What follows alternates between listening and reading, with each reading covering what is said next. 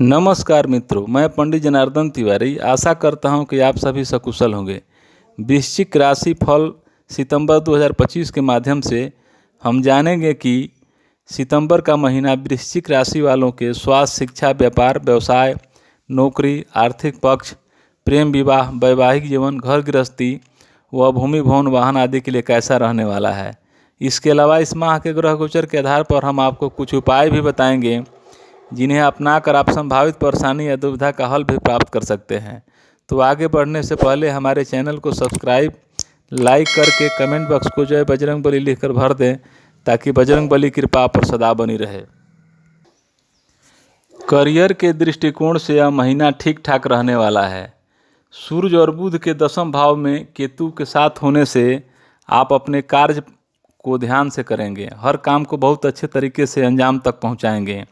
आपकी बुद्धिमानी का लोहा हर व्यक्ति मानेगा। आपके वरिष्ठ अधिकारी से भी आपके संबंध अच्छे रहेंगे। 10वें भाव के स्वामी सूर्य 10वें भाव में होना आपकी अच्छी पद प्राप्ति का कर सकता है, लेकिन किसी को उल्टा सीधा ना बोलें। अगर आप ऐसा समझते हैं तो आपको पदोन्नति मिल सकती है और किसी उच्च पद को की प्राप्ति हो सकती है। यदि आपकी आर्थिक स्थिति को देखा जाए तो यह महीना कुछ हद तक अनुकूल रहने की संभावना है।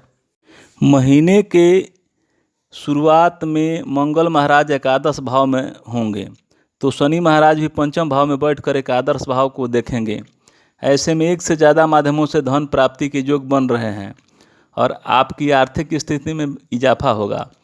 आपकी आमदनी दिन प्रतिदिन बढ़ेगी और दैनिक आमदनी भी अच्छी रहेगी, जिससे आपको धन की कोई कमी महसूस नहीं होगी। लेकिन अष्टम भाव में बैठे बृहस्पति महाराज कुछ अच्छे कार्यों पर धन खर्च कर सकते हैं तो जो आपके लिए फलदायी रहेंगे और कोई परेशानी नहीं होगी, लेकिन इससे आपकी आर्थिक स्थिति पर धीरे धीरे दबाव बढ़ेगा। यह महीना स्वास्थ्य के दृष्टिकोण से वैसे बहुत हद तक अनुकूल रहने की संभावना दिखाई दे रही है, लेकिन 5वें भाव पर महीने की शुरुआत में मंगल और शनि का प्रभाव तथा 10वें भाव में सूर्य, बुध, केतु और राहु का प्रभाव होने की वजह से कुछ स्वास्थ्य समस्याओं पर आपको ध्यान देना पड़ सकता है। बृहस्पति महाराज भी पूरे महीने अष्टम भाव में विराजमान रहेंगे, जो वास जनित समस्याएं बढ़ा सकते हैं तथा पेट से जुड़ी समस्याओं को जन्म दे सकते हैं। 5वें भाव के पीड़ित होने से भी पेट से जुड़ी समस्याएं परेशान कर सकती हैं। अपच, एसिडिटी और पाचन तंत्र से जुड़ी समस्याएं आपकी पीड़ा का कारण बन सकती हैं।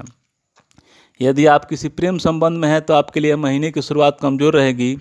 5वें भाव में शनि महाराज पूरे महीने विराजमान रहेंगे, लेकिन महीने की शुरुआत में एकादश भाव में बैठे मंगल महाराज की दृष्टि भी 5वें भाव पर होगी। शनि मंगल का यह योग प्रेम संबंधों पर कैंची चलाने का काम करेगा और आपसी संबंधों को बिगाड़ सकता है, इसलिए आपको सावधानी रखनी होगी। हालांकि 9वें भाव में बैठे शुक्र महाराज धीरे धीरे परिस्थितियों को आपके पक्ष में करेंगे, फिर भी सावधानी तो रखनी ही होगी। उसके बाद 13 तारीख से मंगल महाराज द्वादश भाव में जाएंगे और 15 तारीख से बुध तथा 17 तारीख से सूर्य एकादश भाव में आकर 5वें भाव को देखेंगे, जिससे स्थिति में सुधार देखने को मिलेगा और साथ ही आपके प्रेम संबंध मधुर बनेंगे। यह महीना पारिवारिक जीवन के लिए उथल पुथल से भरा रहेगा। 4थे भाव में पूरे महीने राहु और 10वें भाव में पूरे महीने केतु विराजमान रहेंगे।